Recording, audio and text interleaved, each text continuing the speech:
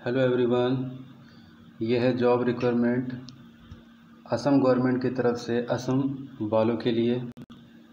तो ये नोटिफिकेशन में अगर जो असम के जो स्टूडेंट है वो अगर इसमें इंटरेस्ट है तो मेरे डिटेल्स बताने के बाद भी अगर आप इसको फिल करना चाहते हो तो एक एक लाइन आपको फिर से आप पढ़ करके अच्छे से समझ लेना।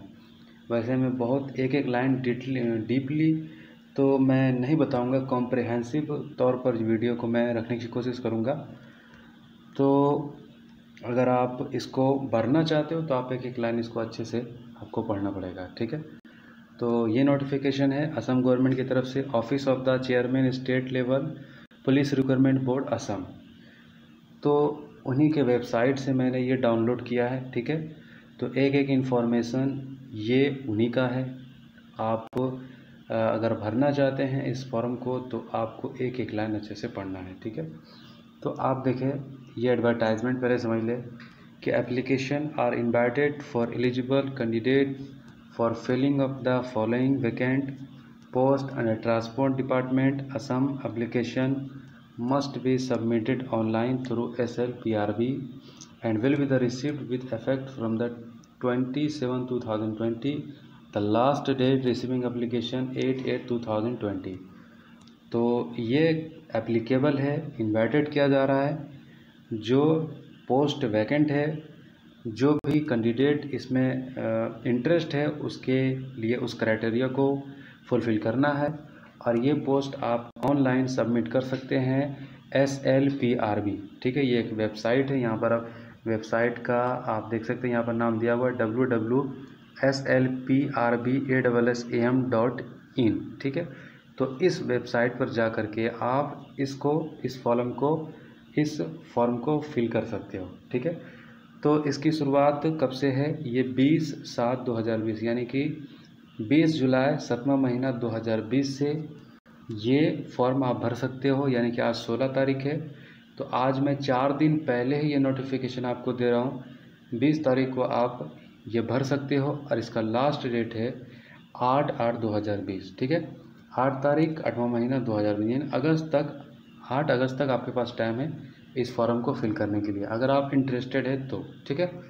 तो there will be no application fee. तो इसमें आपको देखिए अच्छी बात है कि एप्लीकेशन फ़ी आपको नहीं लिया जाएगा। तो यहाँ पर पोस्ट क्या है देखिए, ये पोस्ट ये है कि junior assistant head quarter level, ये 8 है इनकी वैकेंसी, इनकी पोस्ट 8 है। और पे सैलरी यहाँ पर बताई जा रही है कि 14,000 से 49,000। और ग्रेड पे यानी कि ये बताई जा रही है ग्रेड पे 6200, ये प्लस है, ठीक है। ग्रेड पे यहाँ प्लस, ये ग्रेड पे क्या होता है ये मैं भी नहीं जानता, लेकिन जो जॉब में वहाँ मतलब यहाँ पर जो सैलरी बताई जा रही है 14,000 से लेकर 49,000, यानी कि ऐसा हो सकता है कि 6200 प्लस ग्रेड पे प्लस हो, यानी कि इसमें प्लस हो, ऐसा हो सकता है, ठीक है। तो स्टेनोग्राफर एक पोस्ट है, जूनियर असिस्टेंट 56 पोस्ट है, कंप्यूटर, ठीक है, एक पोस्ट है, असिस्टेंट इन्फोर्समेंट इंस्पेक्टर 30 पोस्ट है, इन्फोर्समेंट चेकर 48 पोस्ट है, ग्रेड 4 डिस्ट्रिक्ट लेवल 30 पोस्ट है। तो यहाँ पर सभी का सैलरी दिया हुआ है, ग्रेड पे दिया हुआ है, ठीक है। तो आप इसको अच्छे से पढ़ लो।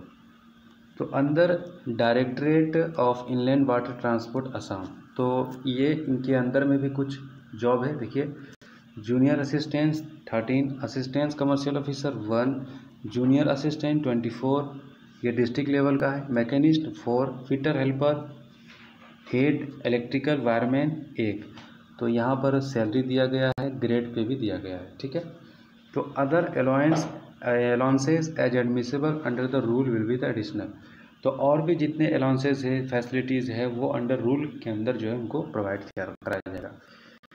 तो ये पेज 1 पेज 2 देखिए, ये बताया जा रहा है कि कैटेगरी वाइज, यानी कि किस कैटेगरी से आप बिलोंग करते हैं उस कैटेगरी वाइज जो है उन कैटेगरी वाले लोगों को जो है प्रीफर दिया जाएगा। ये रोस्टर है, ठीक है।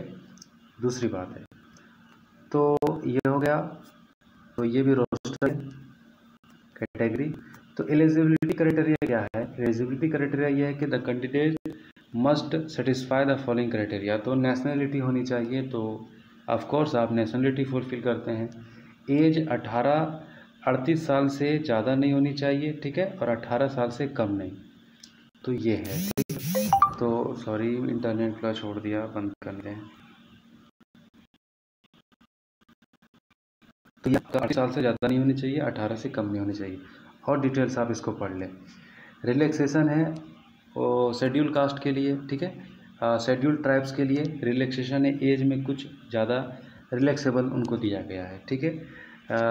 SC ST को दिया गया है 5 साल, और OBC को दिया गया है, और MOBC को दिया गया है 3 साल। एज में रिलैक्सेशन दिया गया है, ठीक है। तो जैसे कि आप समझ रहे होंगे, जो 38 है, ठीक है, 38 से एवं नहीं होनी चाहिए, लेकिन अगर आप ST SC से होंगे तो 38 से 5 साल और ऐड कर दीजिए, ठीक है।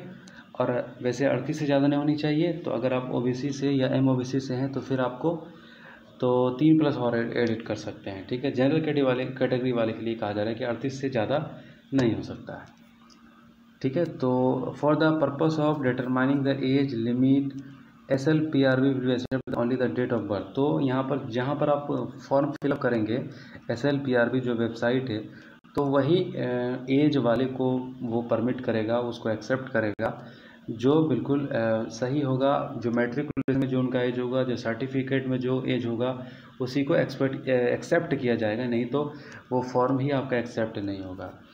तो एजुकेशनल क्वालिफिकेशन देखिए पोस्ट के हिसाब से है, जो पोस्ट होगा उस हिसाब से आपका एजुकेशनल क्वालिफिकेशन का डिमांड है, ठीक है। तो आप इसको डिटेल से पढ़ लें, मैं डिटेल से पढ़कर वीडियो लंबा नहीं करना चाहता।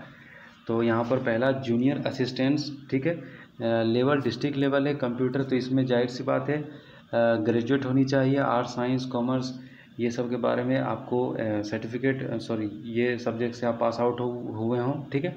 और फिर कंप्यूटर का कम से कम डिप्लोमा का नॉलेज हो, ठीक है। दूसरा है असिस्टेंट कमर्शियल ऑफिसर, ठीक है, उसमें भी ग्रेजुएट होना चाहिए, आर्ट्स साइंस कॉमर्स किसी भी विषय से पास हो, ठीक है।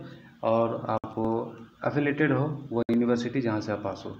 स्टेनोग्राफर, ठीक है, थर्ड, तो ये इसमें भी ग्रेजुएट होना चाहिए, किसी भी सब्जेक्ट से पास हो। तो असिस्टेंट इन्फॉर्मेंस इंस्पेक्टर, इसमें 10+2 तक चलेगा, ठीक है। इन्फॉर्मेंस चेकर, ठीक है, इसमें भी जो है पास्ट चलेगा, एग्जामिनेशन पास्ट है, यहाँ पर ये दर्शाया गया, क्लास नहीं बताया गया, यानी कि हाँ सॉरी मैट्रिक तक का चल जाएगा। मैकेनिस्ट का भी वही चीज़ है, ठीक है। तो ये रहा फिटर हेल्पर, इसमें क्या है डिप्लोमा चाहिए, ठीक है। ITI गवर्नमेंट ITI किसी भी रिकॉग्नाइज इंस्टीट्यूट से डिप्लोमा चाहिए। इलेक्ट्रिकल वायरमैन के लिए भी ITI चाहिए, ठीक है, ग्रेड डिस्ट्रिक्ट लेवल। तो ये बात कह रही है 8वीं पास होनी चाहिए, ठीक है। तो फिजिकल फिटनेस चाहिए, तो ये तो मस्ट है, candidate should be sound health both mentally physically, है ना, ये फिट होना चाहिए।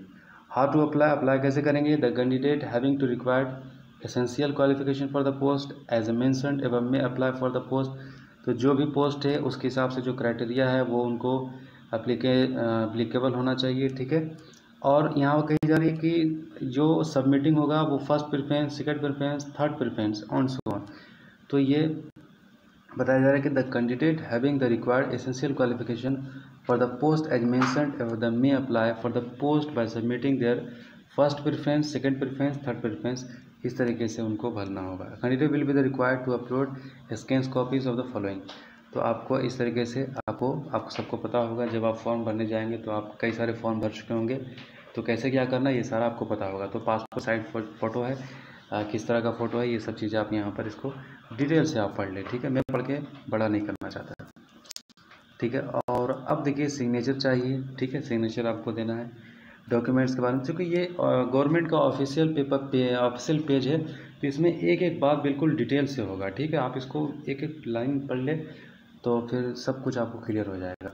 तो डॉक्यूमेंट्स क्या चाहिए, जो एडमिट कार्ड, HSLC और equivalent examination for proof age for candidate who have not appeared. तो ये की जा रही है डॉक्यूमेंट, जो आपको क्राइटेरिया है, जो आप जो नोटिफिकेशन है जो जॉब का, उसके हिसाब से आपका जो डिमांड है वो चीज़ के बारे में बात कर रही है, ठीक है। तो SLPRB वेबसाइट से आप जा कर के भर सकते हैं, ठीक है। तो सिलेक्शन प्रोसीड्यूर क्या है, देखिए यहाँ पर आपको बताया जा रहा है, ये सब आपको तो पता होगा। सिलेक्शन प्रोसीड्यूर क्या है, टेस्ट 1 है, टेस्ट 2 है, ठीक है। तो फर्स्ट पेज टेस्ट है, सेकेंड फेज टेस्ट है। तो फर्स्ट पेज टेस्ट में क्या है, आप इसको पढ़िए। जनरल मैथमेटिक्स पूछा जाएगा, लैंग्वेज होगा, लॉजिकल, रीजनिंग एंड एप्टीट्यूड और करंट अफेयर भी होगा। ठीक है, हिस्ट्री, ज्योग्राफी, पॉलिटी, इकोनॉमी, ये सब, और फिर असम के बारे में खास तौर से general awareness, general knowledge, current affair, ये सब अप्लीकेबल होगा। 2.5 घंटा का एग्ज़ाम होगा, OMR सीट के ऊपर आपका एग्ज़ाम ली जाएगी। निगेटिव मार्क भी होगा जो कटेगा आपका अगर आपने गलत आंसर चूज किया तो। फॉर द पोस्ट ग्रेड 4 ये रिटर्न होगा, ग्रेड 4 के लिए रिटर्न होगा 50 मार्क का।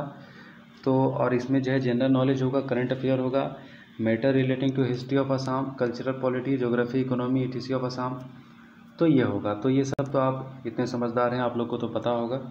ठीक है, तो ये चीज़ है। सेकेंड फेज टेस्ट में ये है after complementation of written test, इसके बाद a merit list will be the prepared.